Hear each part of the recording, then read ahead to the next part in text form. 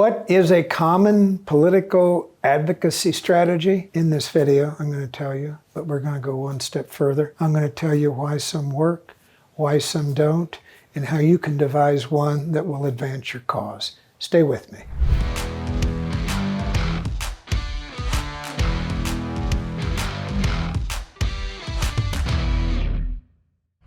Two things we're going to cover in this video. Three things that you want to do before you execute your strategy if you want it to work. And then 5 different ways to advance your strategy once you've figured out what you're going to tell people.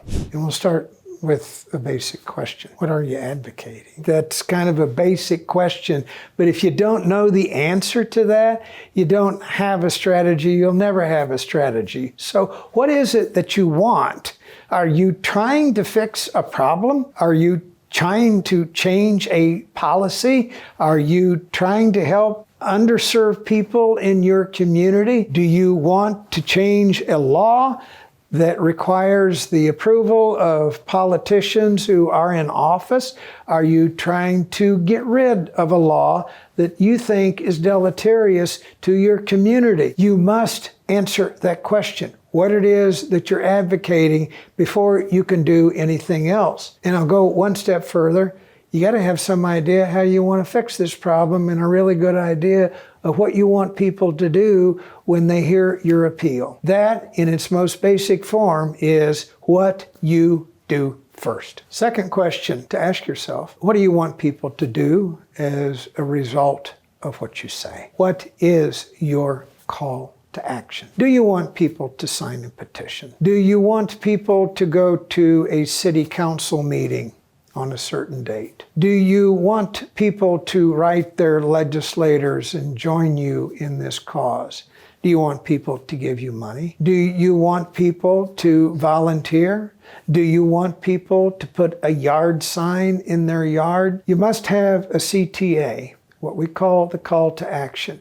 Never put more than one in a communication. Only ask people to do one thing, because if you give them 5 things to do, they won't do any of them. The third question to ask yourself is, who's your target audience? We used to have an apple orchard where I grew up, and sometimes come fall, we'd want to move some apples quickly to the market. And my dad would say, go through the orchard and pick the apples that you can reach without a ladder, because we could do that quickly.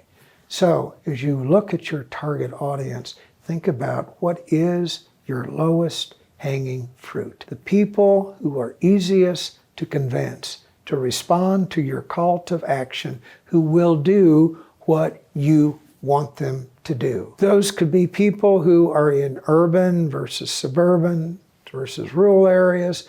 They could be people who are elderly as opposed to young. They could be people who have a common notion about the way things that should be, that are upset by a policy decision. And I'm going to give you one example. This is going on in a Midwestern county that I follow because I have to. Lots of energy companies have gone around that community and signed leases with farmers to construct windmills and solar panels. There are some people in that community that don't want to see windmills when they wake up in the morning, and some people who don't want to see solar panels sitting on top of prime farm ground. The county commissioners approved these contracts 2 years ago, and these people are now trying to get the county commissioners to overturn the rules and shut down the green energy industry in the county. I don't know if they're going to succeed or not succeed, but it started out as a small group of people posting on Facebook about what was about to happen. It has grown into a group of almost 1,200 people who now routinely go to every meeting of the county commissioners to press their case and to stand at the microphone pleading with the county commissioners to repeal this law so they don't have to see any windmills. Now, that has pitted some people in the urban part of the county against the farmers who are benefiting from allowing the windmills and the solar panels to be erected on their farm ground. You now have 2 groups, one self-interested farmers, two people who don't want to look at the horizon, that are pitted against each other. Both have political advocacy strategies. Both are hitting each other over the head, but this is an example of the way they work. The farmers are saying, this is my land, you have no right to impede what I want to do with it, and others saying, I don't want to look at windmills on your land. Both examples of political advocacy strategies. This is the way you target people and how they tend to unfold. All right, so we've talked about the three things that you have to do before you execute your strategy. Now let's talk about the 5 ways to advance your cause. Use the power of social media. You've got so many tools available to you to help you disseminate a message. It is TikTok, it is YouTube, it is Facebook, it is Instagram, it is Twitter, it's even LinkedIn now. That is a great way to get people's attention because nearly everybody is now on one of those things each and every day. That is perfecto tool number 1. There is stuff that I would say is more granular, which is the next way to do it. If you're trying to advance a cause in a political community, nothing better to do than go knock on doors, talk to people, ask them to sign a petition, tell them what you're up to, ask them if you can put up a yard sign in your yard, either opposing something or trying to get something passed. If you can galvanize people by going door to door, they, in fact, will help you disseminate your message when they put the yard sign in your yard, which is a message to everybody else that lives in that community that there's something going on that they need to pay attention to.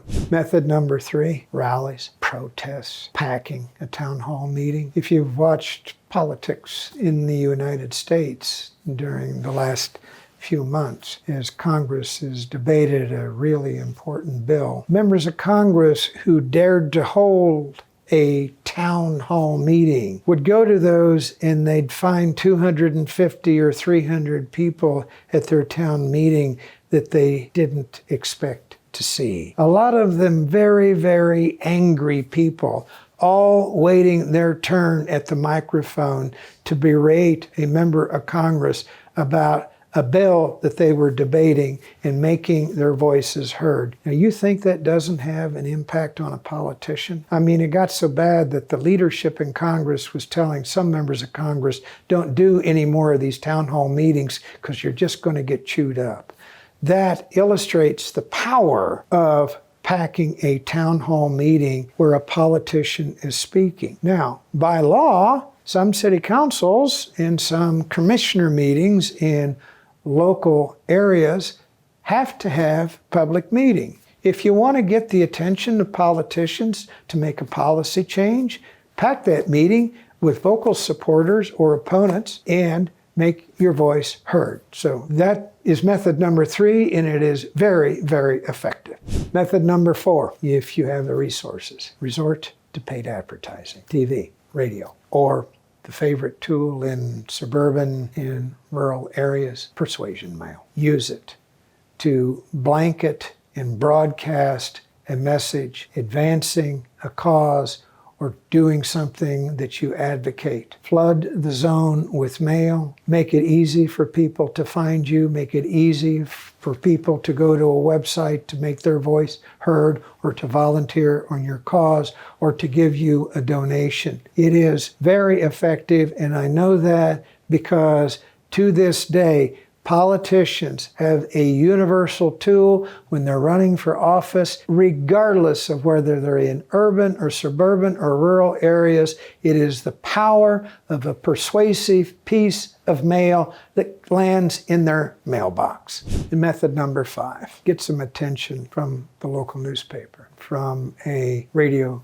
talk show host. Approach a known podcaster in your community about doing something that explores the topic that you're advocating. Even approach a TV station and get them to do a human interest story in what's going on in your community. Mainstream media is always looking for a story because it helps them sell advertising time and it helps them sell newspapers. Anything that is controversial helps their bottom line. And there's no harm in you approaching the mainstream media in your community to say, we're working on this cause. Can we come in and do an interview? There's a link to another video underneath this one. How to start a political movement. We cover some of the same information, but it does a little bit deeper dive into what I talked about here. If you're serious about